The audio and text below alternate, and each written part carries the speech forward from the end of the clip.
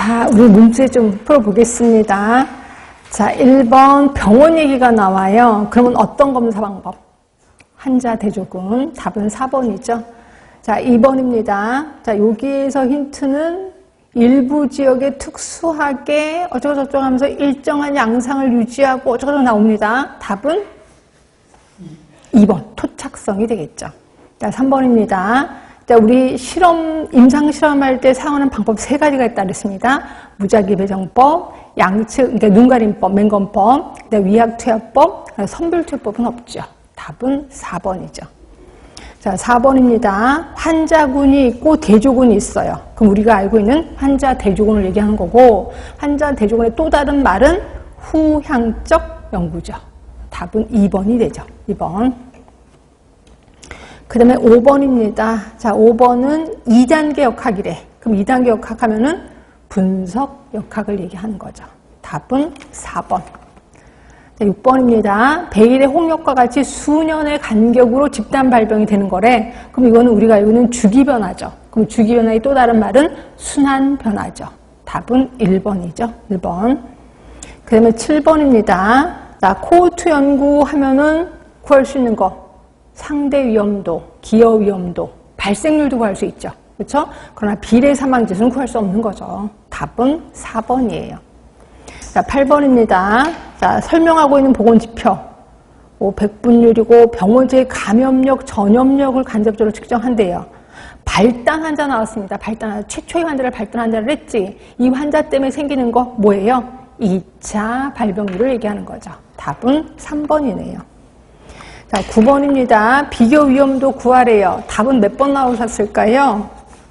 3번이죠. 3번. 자, 요거 어떻게 구해요? 비교 위험, 오늘 거랑도 헷갈리겠다. 비교 위험도 R2분의 R1. R2는 비흡연자 중에서 폐암에 걸린 사람을 얘기하는 거죠. 비흡연자가 10,000명이었습니다. 10,000명. 분에 걸린 사람 200명. 이게 R2예요. R1이 담배 피는 사람 중에 폐암에 걸린 관상동맥 질환에 걸린 사람, 흡연자 6,000명 분에 300명. 네, 이렇게 계산하시면 되죠.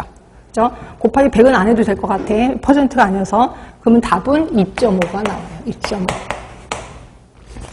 그 다음에 10번입니다. 이거는 저번 주에 제가 하면서 우리 연습 되게 했잖아요. 일단 10번. 전체 학생 수가 50명이래요.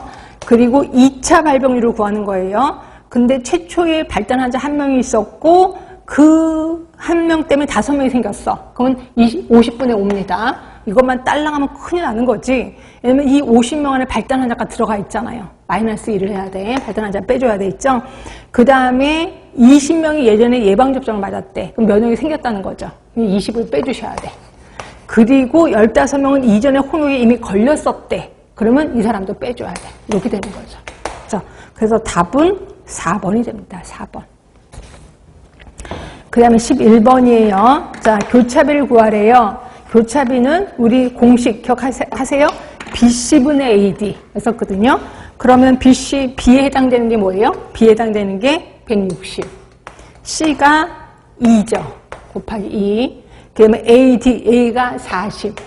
곱하기 그 다음에 BC분의 AD니까 D가 12가 되죠. 이렇게 되는 거죠. 그래서 굳이 계산하지 않아도 되는 거지. 답은 1번이 됩니다. 1번. 그 다음에 12번이에요. 자, 비감염성 질환이래요. 그럼 비감염성 질환 하면은 대표적인 게 하나잖아. 원인막 모형이겠죠. 그리고 메컨이 또 제시한 거거든요. 답은 원인막 모형. 자, 13번입니다. 고든과 클락이 제시한 질병의 발생 기전으로 옳지 못한 거. 혹시 고든이 얘기한 게 뭔지 아세요? 역학적 삼각형 모형. 지렛대 모형을 얘기하는 거예요. 지렛대 모형. 그럼 그거에 대한 설명인데 병원체 요인은 질병 발생의 직접적인 원인이 된다. 괜찮습니다. 2번 환경 요인이 병원체에 유리하게 작용하면 숙주의 감수성이 감소된다고? 아니지 않아요? 예. 병원체에 유리하게 작동하면 병원체 양이 많아지는 거죠. 그렇죠? 숙주 얘기가 아니죠. 답은 2번인 거고. 3번 숙주 요인이 우세하거나 환경 요인이 숙주 쪽으로 유리하게 되면 건강이 증진된다. 맞죠? 그 다음에 환경 요인이 숙주와 병원주 사이의 지렛대 역할을 하고 건강과 질병이 중요한 요인이 되는 거 맞아요. 답은 변함없이 2번. 자, 14번 대놓고 나왔습니다. 그렇죠? 너무 쉽지 않아요? 제일 처음이 병원체, 그 다음에 병원소, 그 다음에 탈출, 그 다음에 전파, 그 다음에 침입, 그 다음에 신숙주의 감수성. 답은 1번이 되는 거죠. 1번. 자, 15번입니다.